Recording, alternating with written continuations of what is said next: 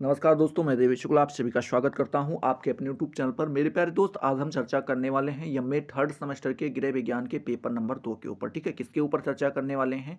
तो MA third semester गृह विज्ञान के पेपर नंबर 2 के ऊपर हम चर्चा करने वाले हैं। इसका एक वीडियो आ चुका है, अगर आपने उसको नहीं देखा है तो चैनल पर जाके आराम से देख सकते हैं। आज ये आपका पार्ट नंबर 2 होने वाला है। ठीक है, बात करते हैं पेपर नंबर 2 का नाम। मेरे प्यारे दोस्त, तो आप यहाँ पे ध्यान रखिएगा, आपके पेपर नंबर 2 का नाम है सामुदायिक विचार में प्रसार एवं संचार की अवधारणाएं। ये आपके पेपर नंबर 2 का नाम है। तो आप जिस किसी भी यूनिवर्सिटी से एमए कर रहे हो, गृह विज्ञान अगर आपका सब्जेक्ट है तो आपको वहाँ का सिलेबस उठा के जरूर चेक कर लेना है कि क्या आपके पेपर नंबर 2 का नाम सामुदायिक विचार में प्रसार एवं संचार की अवधारणाएं हैं मेरे प्यारे दोस्त, या नहीं है। हैं तो अच्छी बात है, कोई बात नहीं, धड़ल्ले के साथ तैयारी कीजिए। अगर नहीं है मेरे प्यारे दोस्त तो जरूर चेक कर लीजिएगा, कहीं पेपर नंबर 3, पेपर नंबर 4 या फिर पेपर नंबर 1 का नाम तो नहीं है। होगा कुछ नहीं मेरे प्यारे दोस्त, इससे जब आप पेपर देने जाएंगे मेरे प्यारे दोस्त, तो आपके दिमाग में रहेगा कि सर ने जो है बहुत अच्छे से तैयारी करवा रखी है, आज जो कोई भी क्वेश्चन आएगा उसको हम चीर देंगे, फाड़ देंगे। लेकिन मेरे प्यारे दोस्त, जैसे ही आप वहाँ का प्रश्न पत्र देखेंगे, प्रश्न को पढ़ेंगे, तो आपके पैरों तले ज़मीन फिसल जाएगी। क्यों फिसल जाएगी? क्योंकि मेरे प्यारे दोस्त, वहाँ पर मेरा बताया एक भी प्रश्न आपके सामने नहीं दिखाई पड़ेगा। क्यों नहीं दिखाई पड़ेगा? क्योंकि बार बार बोल रहे थे कि भैया पेपर नंबर 2 जरूर चेक कर लेना, तो आपने तो उस समय चेक नहीं किया था। तो ये आपको मिला लेना, ये आपकी जिम्मेदारी है। ठीक है, इसमें हम कुछ क्वेश्चंस के बारे में बात करने वाले हैं जिनको आपको एकदम से रट कर लेना है, कंठस्थ कर लेना है। लगभग पिछले वीडियो में हम लोगों ने 10 प्रश्न कर लिए थे। आज 11वें प्रश्न के बारे में हम चर्चा करेंगे। 11 नंबर प्रश्न, 12 नंबर प्रश्न, ऐसे ऐसे करके चर्चा करेंगे। जितना हो सकता है कवर करने का प्रयास किया जाएगा। ठीक है, चलिए अब हम देखते हैं क्वेश्चन की ओर। हाँ, हरित क्रांति हो गया था, अंत्योदय कार्यक्रम हो गया था मेरे प्यारे दोस्त। 11वां नंबर प्रश्न आपसे यहाँ पर पूछ रहा था, क्या पूछ रहा था कि सामुदायिक नेतृत्व क्या है, आपको यहाँ पे बताना है। क्वेश्चन नंबर 11 है। तो मेरे प्यारे दोस्त, इसमें आप लिखेंगे कि सामुदायिक नेतृत्व गैर लाभकारी प्रबंधन का एक पहलू है। किसका प्रबंधन का मेरे प्यारे दोस्त? तो गैर लाभकारी प्रबंधन का एक पहलू है। ऐसा प्रबंधन जिसमें कोई आपको लाभ नहीं हो सकता है, ठीक है, उसका ही एक पहलू होता है। इसमें ऐसे व्यक्तियों, स्वयंसेवकों या समर्थकों के समुदाय का नेतृत्व, ठीक है, और प्रबंधन करना शामिल है, जो समान लक्ष्यों और उद्देश्य साझा करते हैं। मतलब आप समझ रहे हो ना कि यहाँ पर बताते हैं कि कुछ ऐसे व्यक्ति, या कह सकते हैं कुछ ऐसे स्वयंसेवक, या कह सकते हैं कुछ ऐसे समर्थक हैं, जो मेरे प्यारे दोस्त, जिनके समुदाय का नेतृत्व और प्रबंधन किया जाता है इसके द्वारा। किनका किया जाता है? जिनका लक्ष्य सामान्य होता है मेरे प्यारे दोस्त। समान का मतलब आप समझ ना, इक्वल होता है, और उद्देश्य साझा करते हैं। ठीक है, तो ऐसे व्यक्तियों को आपके सामुदायिक नेतृत्व में शामिल किया जाता है। तो आई होप ये आपका 11 नंबर क्वेश्चन क्लियर हो गया होगा। ठीक है, चलिए अब हम बात करते हैं 12 नंबर क्वेश्चन के बारे में मेरे प्यारे दोस्त। तो 12 नंबर क्वेश्चन आपसे यहाँ पे पूछ रहा है, नेतृत्व से आप क्या समझते हैं, आपको यहाँ पे बताना है। मोस्ट इंपॉर्टेंट क्वेश्चन है आपका। तो इसका आपको जवाब कुछ इस प्रकार से देना होगा कि नेतृत्व व्यवहार का वह ढंग होता है मेरे प्यारे दोस्त, जिसमें एक व्यक्ति दूसरों के व्यवहार से प्रभावित ना होकर अपने व्यवहार से दूसरों को अधिक प्रभावित करता है। मतलब बताते हैं कि नेतृत्व वह व्यवहार है मेरे प्यारे दोस्त, वह व्यवहार, या आप कह सकते हैं वह ढंग है। नेतृत्व व्यवहार का वह ढंग है जिसमें क्या होता है कि व्यक्ति दूसरों के व्यवहार से प्रभावित नहीं होता है। मतलब जैसे आप हमारे जो जिस तरीके से हम पढ़ा रहे हैं उससे आप प्रभावित नहीं हो रहे हैं, आप जिस तरीके से पढ़ना चाहते हैं उससे मैं प्रभावित हो रहा हूं। तो उसमें क्या हो रहा है कि जैसे मैं आपको प्रभावित करूं, मैं आपके बात से न प्रभावित हूं, या आप हमारी जगह पे हो जाइए। आप खुद सोचिए कि आप दूसरे से प्रभावित नहीं हो रहे हैं, आप दूसरे को प्रभावित कर रहे हैं। वो सामने वाला चौंक जा रहा है आपको देखकर, ठीक है, आपके कार्य करने का तरीका देखकर। तो उसी को नेतृत्व कहा जाता है मेरे प्यारे दोस्त। सीमेन एवं मैरिस जी के अनुसार देखें तो उन्होंने बताया है कि नेतृत्व जो है मेरे प्यारे दोस्त, व्यक्तियों द्वारा दी जाने वाली उन क्रियाओं से है जो दूसरे व्यक्तियों को एक विशेष दिशा में प्रभावित करती हैं। क्या बताते हैं कि नेतृत्व जो है वो व्यक्तियों द्वारा दी जाने वाली उन क्रियाओं से है। ठीक है, समझ रहे हो ना? उन क्रियाओं में से है जो दूसरे व्यक्तियों, मतलब दूसरे व्यक्तियों को क्या होता है, एक विशेष दिशा में प्रभावित करती हैं। क्या करती हैं? प्रभावित करती हैं। कौन बताते हैं? आपके सीमेन महोदय और मैरिस महोदय जी बताते हैं। ठीक है, बात करते हैं लेपियर महोदय के अनुसार, तो उन्होंने बताया है कि नेतृत्व वह व्यवहार है जो दूसरों के व्यवहार को उससे अधिक प्रभावित करता है जितना दूसरे व्यक्तियों के व्यवहार नेता को प्रभावित करते हैं मेरे प्यारे दोस्त, ठीक उसी प्रकार से आप बता सकते हैं लेपियर महोदय के अनुसार। तो आई होप ये आपका सेकंड कह रहे हैं कि आज का सेकंड नंबर क्वेश्चन और वैसे 12th नंबर क्वेश्चन आपका ये क्लियर हो गया होगा। ठीक है, चलिए अब हम बात करते हैं 13 नंबर प्रश्न के बारे में। तो 13 नंबर प्रश्न मेरे प्यारे दोस्त आपसे पूछ रहा है, क्या पूछ रहा है कि संचार का अरस्तू मॉडल क्या है मेरे प्यारे दोस्त। संचार का अरस्तू मॉडल क्या है आपको यहाँ पे बताना है। तो लिखेंगे कि अरस्तू के अनुसार संचार के 3 तत्व होते हैं मेरे प्यारे दोस्त, पहला वक्ता, दूसरा भाषण और तीसरा श्रोतागण। मतलब बताते हैं कि अगर कहीं भी कोई भी चीज़ संचार करनी है मेरे प्यारे दोस्त, तो उसके लिए आपको आपके पास 3 तत्वों का होना आवश्यक है। वक्ता मतलब कौन बोलेगा, भाषण क्या बोला जाएगा मेरे प्यारे दोस्त, और श्रोतागण मतलब कि कौन सुनने वाली है, जिसको ऑडियंस कहते हैं। भाषण को स्पीच और वक्ता को स्पीकर कहते हैं इंग्लिश में। तो इन तीनों चीज़ों का होना बहुत ही आवश्यक हो जाता है अरस्तू के अनुसार। ठीक है, तो इस प्रकार से आप बता पाएंगे। चलिए अब हम बात करते हैं 14 नंबर प्रश्न के बारे में। तो 14 नंबर प्रश्न पूछ रहा है कि ICAR के बारे में बताइए मेरे प्यारे दोस्त। तो आप लिखेंगे कि ICAR का पूरा नाम Indian council of medical research है मेरे प्यारे दोस्त। ICAR कृषि अनुसंधान एवं शिक्षा विभाग, कृषि मंत्रालय, भारत सरकार के तहत एक स्वायत्त स्वायत्तशासी संस्था है मेरे प्यारे दोस्त। स्वायत्तशासी का मतलब आप समझ रहे हो ना, कि जो स्वयं से ही क्या कर रहे हैं, स्वयं से ही शासन चला रही है, दूसरों के अधीन नहीं है।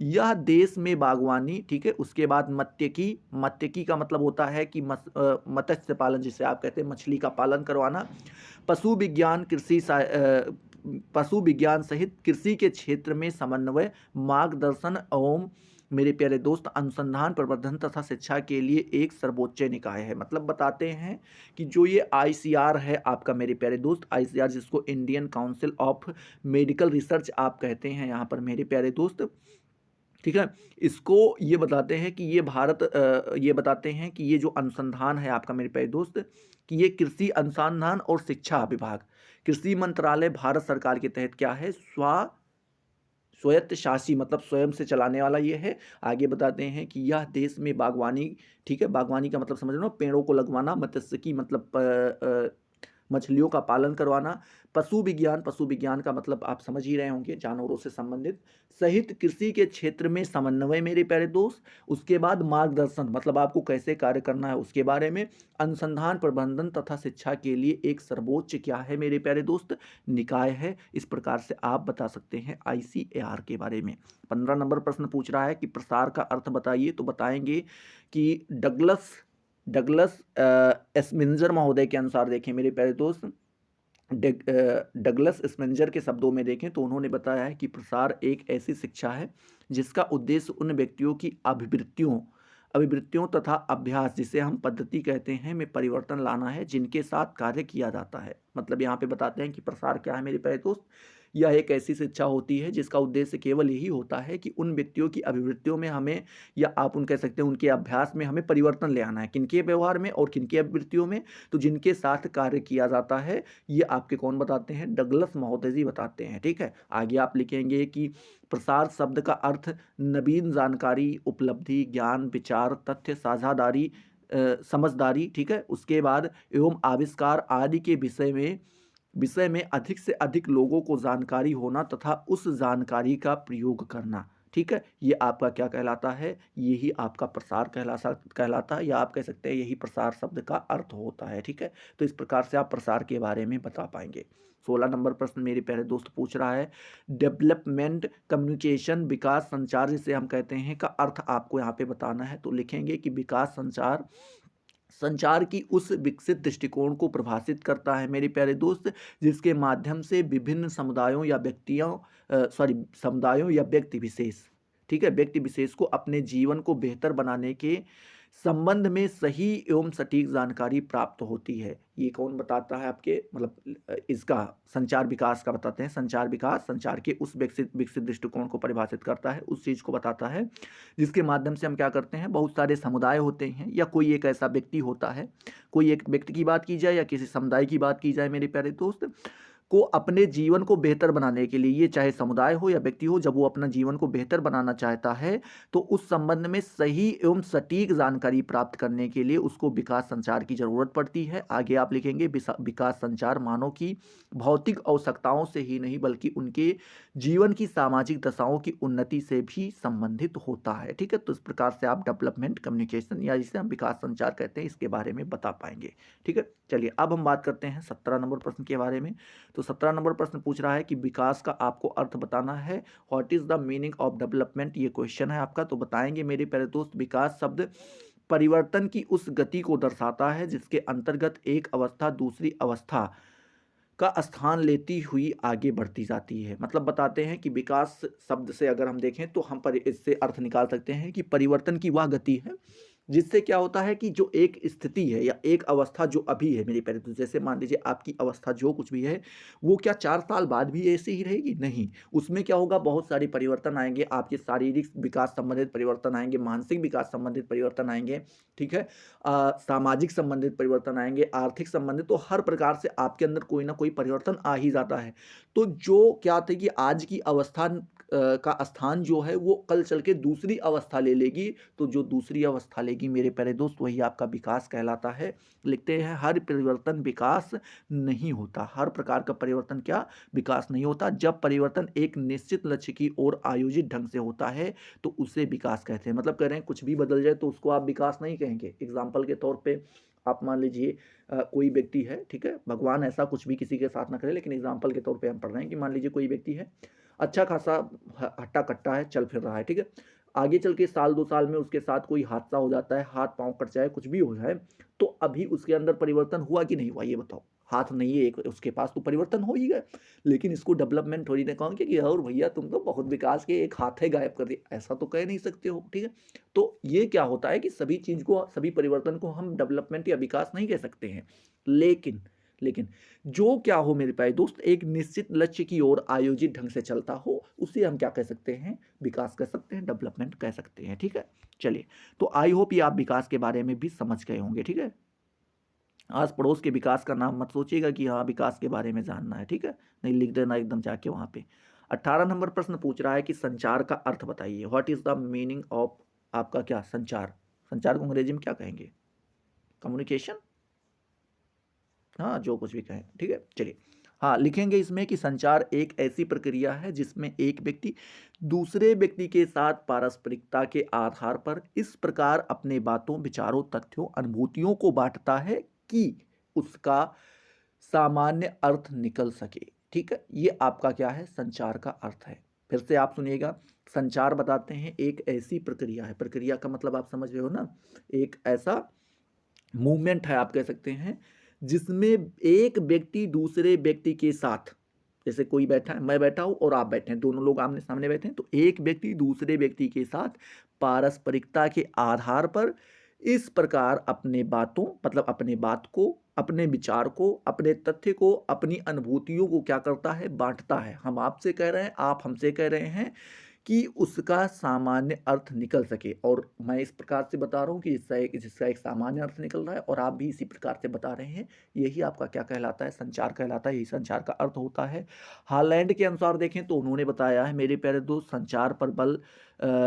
संचार बल है मेरे प्यारे दोस्त। क्या है? बल है जिसमें एक व्यक्ति संप्रेषक उद्दीपकों को दूसरे लोगों के व्यवहार में परिवर्तन लाने के लिए भेजता है। मतलब बताते हैं संचार एक प्रकार का फोर्स होता है जिससे मैं आपको बता रहा हूँ, पढ़ा रहा हूँ, तो आप क्या कर रहे हैं? हमारी बातों के अकॉर्डिंग ध्यान को रखते, बातों को ध्यान में रखते हुए, हमारे भावों को, हमारे विचारों को, हमारी अभिव्यक्तियों को ध्यान में रखते हुए आप अपने अंदर परिवर्तन ला रहे हैं मेरे प्यारे दोस्त। तो जो परिवर्तन ला रहे हैं, जिस बल के कारण आप परिवर्तन ला रहे हैं, वही आपका संचार कहलाता है। ये आपके हालैंड जी कहते हैं। ठीक है, बात करते हैं सूपे महोदय जी ने क्या बताया है। तो उन्होंने बताया है कि संचार एक प्रक्रिया है मेरे प्यारे दोस्त जिसमें संदेश श्रोता से प्राप्तकर्ता तक स्थानांतरित किया जाता है। ये कौन बताते हैं? सूपे महोदय बताते हैं। संचार क्या है? एक ऐसी प्रक्रिया है जिसमें संदेश श्रोता से प्राप्तकर्ता तक स्थानांतरित किया जाता है। मतलब कह रहे हैं कि क्या होता है कि पहले एक व्यक्ति है जो कोई अपना संदेश कह रहा है, तो दूसरा व्यक्ति उसको सुनता है और सुन के क्या करता है, अगर उसको ज़रूरत होती है तो वो अपने स्थान पर उसको यूज़ करता है, उपयोग करता है, उससे लाभान्वित होता है। ठीक है, चलिए अब हम बात करते हैं 19 नंबर प्रश्न के बारे में। तो 19 नंबर प्रश्न पूछ रहा है कि संचार प्रक्रिया के तत्व बताइए मेरे प्यारे दोस्त। तो आप बताएंगे संचार प्रक्रिया के तत्व निम्नलिखित हैं। पहला तो संचार उसका तत्व हो ही जाता है, दूसरा संदेश, तीसरा संचार माध्यम और चौथा आपका प्राप्तकर्ता। ठीक है, ये आप इस प्रकार से मतलब आप समझ रहे हो ना, संचार, संदेश, कम्युनिकेशन, ठीक है, उसके बाद मैसेज, फिर संचार माध्यम मतलब जिस माध्यम से आप उसको देना चाहते हैं, और साथ ही साथ प्राप्तकर्ता जो उसको ग्रहण करने वाला है। ठीक है, तो ये आपके चार तत्व यहाँ पे बता दीजिएगा संचार की प्रक्रिया के। ठीक है, चलिए अब यहाँ पर हम बात करते हैं 20 नंबर प्रश्न के बारे में। तो 20 नंबर प्रश्न पूछ रहा है कि प्रतिपुष्टि, क्या मेरे प्यारे दोस्त, प्रतिपुष्टि फीडबैक का अर्थ बताइए। ठीक है, जैसे फीडबैक पूछा नहीं जाता है, आपके मोबाइल में आता है कि इसका फीडबैक दीजिए, कोई भी ऐप डाउनलोड करते हैं, गुड है, वेरी गुड है, बैड है, या आप जो कुछ भी फीडबैक आता है या कहीं पे भी जाते हैं तो फीडबैक, तो उसको हिंदी में प्रतिपुष्टि कहा जाता है।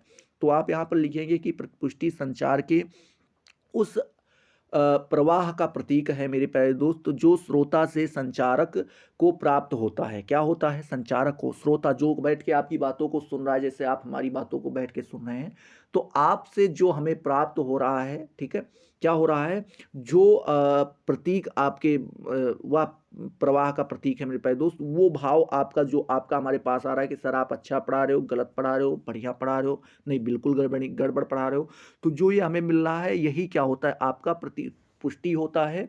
यह नवीन संदेशों, ठीक है, तथ्यों, विचारों, उपकरणों आदि की प्राप्तकर्ता श्रोता द्वारा स्वीकृति अथवा अस्वीकृति के रूप में प्राप्त होता है। मतलब बताते हैं कि ये जो नए नए आपके पास मैसेज आते हैं मेरे प्यारे दोस्त, जो तथ्य होते हैं, विचार होते हैं, उपकरण होते हैं आदि की प्राप्तकर्ता, जो उसको ग्रहण करने वाला होता है, जिसके पास वो पहुंचाया जाता है, जो श्रोता होता है उससे, उसके द्वारा ये बताया जाता है कि हाँ ये हमारे काम का है, नहीं है, स्वीकृति अस्वीकृति के रूप में क्या होता है, प्राप्त होता है। या तो एक्सेप्ट करते हैं या तो उसे डिक्लाइन कर देते हैं। प्राप्तकर्ता जो सुनता है, समझता है, अपनाता है, उसे ही संचार तक उसे ही संचारक तक पहुंचाता है। हमें यह प्रतिस्पर्धी फीडबैक कहते हैं। मतलब बताते हैं कि जो प्राप्तकर्ता होता है, जो सुनता है, जो समझता है, जिसको अपनाता है, उसे ही क्या करता है, संचारक, मतलब कि जो उसके पास भेजने वाला है, जो उसको बताने वाला है, उसके तक पहुंचाता है, जिसे हम क्या कह देते हैं, फीडबैक कह देते हैं, या इंड ब्रेक कह देते हैं। ठीक है, क्या कह देते हैं मेरे प्यारे दोस्त,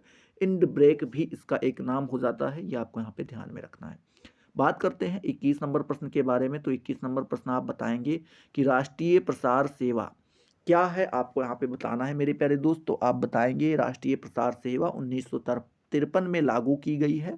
यह ग्रामीणों के विकास हेतु एक संगठित एवं विकसित एजेंसी है, जिसमें सामुदायिक विचार के आदर्शों, उद्देश्यों तथा लक्ष्यों की प्राप्ति पर पूरा पूरा ध्यान दिया जाता है। यह ग्राम पंचायत के प्रत्यक्षतः जुड़ा रहता है मेरे प्यारे दोस्त। आगे आप लिखेंगे कि ग्राम पंचायत की मदद से सरकारी योजनाएं गांव गांव में सफलतापूर्वक चलाई जाती हैं। ठीक है, तो क्या बताएंगे, फिर से सुनिएगा कि राष्ट्रीय प्रसार सेवा 1953 में क्या किया गया था मेरे प्यारे दोस्त, लागू किया गया था।